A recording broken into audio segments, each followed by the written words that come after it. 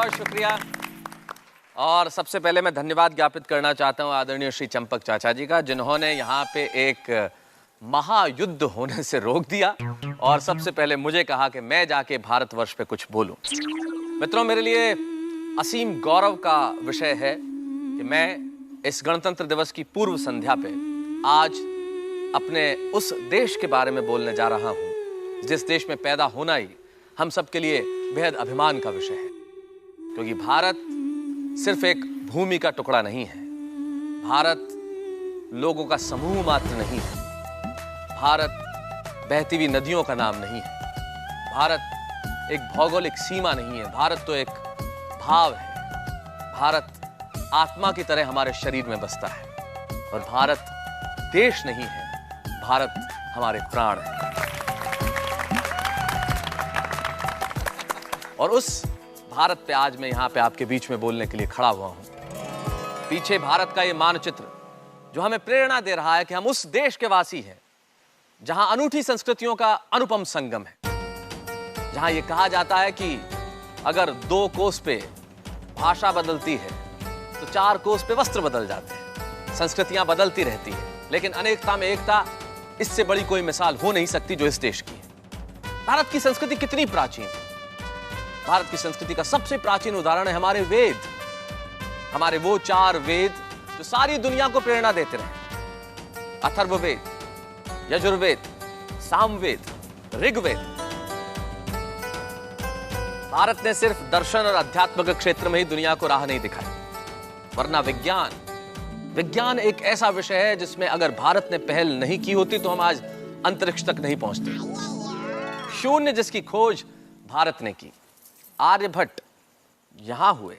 अगर आज शून्य दुनिया को नहीं मिलता तो आज चांद तक की दूरी हम नाप नहीं सकते थे। अरे यह सब तो मैंने लिखा है। क्या भारत जिसका मस्तक काश्मीर और जिस पे मुकुट की तरह जड़ा है हिमालय हमारी रक्षा के लिए, और सागर जो हमारे चरण पखेरता है, वो सागर काश्मीर से लेकर कन्याकुमारी तक हमारी दूरी लगभग 4000 किलोमीटर है। ये तो मेरा पॉइंट है, पेज नंबर 3 पे लिखा है मैंने। अरे नहीं, अच्छा बोल रहे हैं। हाँ वही ठीक है। पूर्व से लेके पश्चिम और ऊपर कश्मीर से लेके कन्याकुमारी तक भारत लगभग 7500 किलोमीटर में फैला हुआ एक देश, जहां पे विभिन्न संस्कृतियां हैं, जहां पे लगभग 22 वैधानिक भाषाएं और 844 उपभाषाएं हैं। मैं तो सब सारी बातें वही बोले जा रहे हैं जो मैंने इसमें लिखा है। यार कितनी मेहनत की है रोशन, तेरे सामने फोन भी बंद करा दिया था।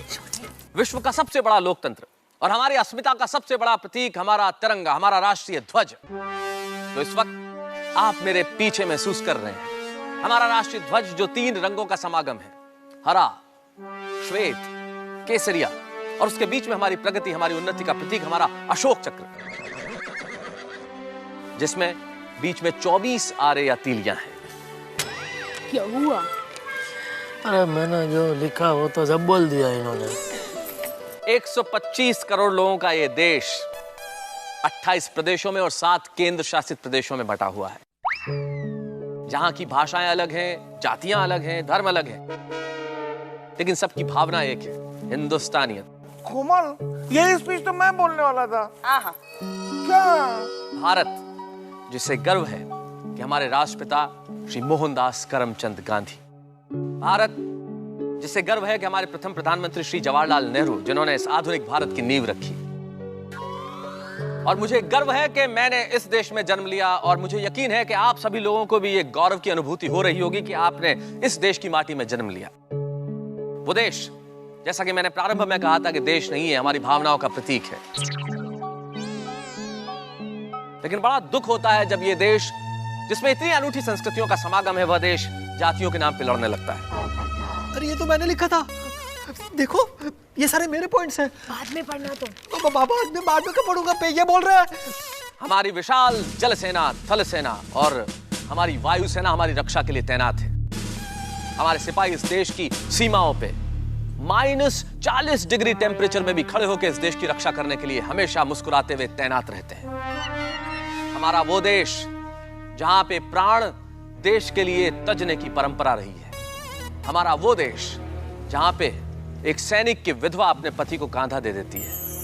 हमारा वो देश जहां हाड़ी रानी शीश काट के थाली में रख देती है, हमारा वो देश जहां स्वामी भक्ति के लिए पन्ना धाय अपना बेटा कटवा देती है, हमारा वह देश जहां सिकंदर का सेनापति भी अपनी बेटी की डोली यहां देके चला जाता है, हमारा वह देश जहां पे भगत सिंह हंसते हंसते फांसी के फंदे पे झूल जाते हैं, हमारा वह देश जहां चंद्रशेखर आजाद माउजर को चूम लेते हैं, हमारा वह देश जहां एक ऊधम सिंह एक डायर से बदला लेने के लिए हजारों मील दूर लंदन जाके भी बदला पूरा करता है, हमारा वह देश जहां जलियांवाला बाग में लोग प्राण सच देते हैं लेकिन राष्ट्र की अस्मिता पे आंच नहीं आने देते हैं, यह देश जहां 20-22 साल के नौजवान हंसते हंसते फांसी के फंदे पे झूल गए इस देश को आजादी दिलाने के लिए।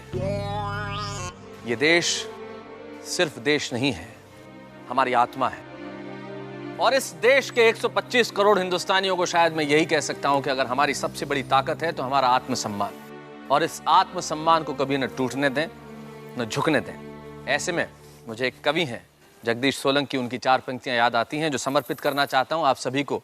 वो यही कहते हैं कि द्वार दहरी की गर्दिश संवारो मगर गैर के दर्द हाथ बटा के जियो, चंद पल की ये सांसें समंदर भरो, चंद पल में समंदर लुटा के जियो, चाहे घर का दिया तिल मिलाता रहे, चौपालों के अंधेरे मिटा के जियो, और सर झुका करके जीने से मरना भला, अगर जियो तो यहाँ सर उठा कर जियो। जय हिंद।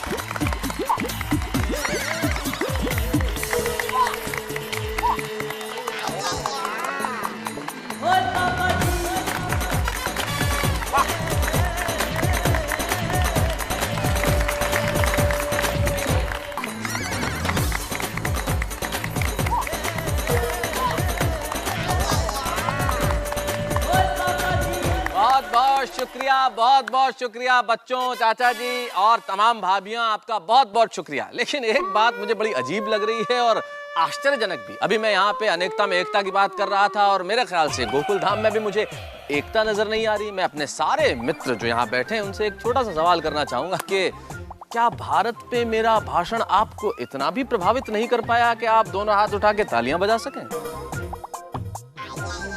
नहीं मेहता साहब, बोलना पड़ेगा। आप बोले तो बहुत बढ़िया बोले। शुक्रिया। बहुत कोशिश करनी पड़ी ताली नहीं बजाने के लिए। ऐसा भला क्यों? वो बता रहा हूँ। बताइए बताइए। आज पूरा दिन मैं दुकान पर नहीं गया, घर पे रहा और मेहनत करके यह भाषण लिखा कि रात को इधर आके मैं स्टेज पर बोलूंगा अपने भारत देश के ऊपर। लेकिन मैंने जो जो लिखा वो सब आप बोल गए। अभी मैं क्या बोलूं?